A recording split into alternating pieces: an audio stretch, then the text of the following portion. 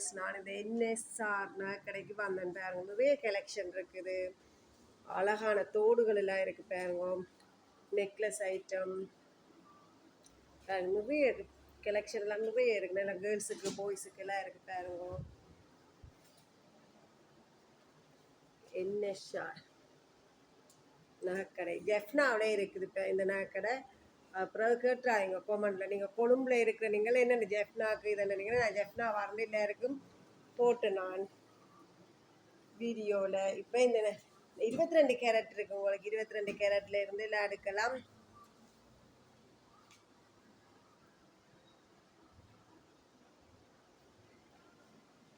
நிறைய collection necklace ஹேரம்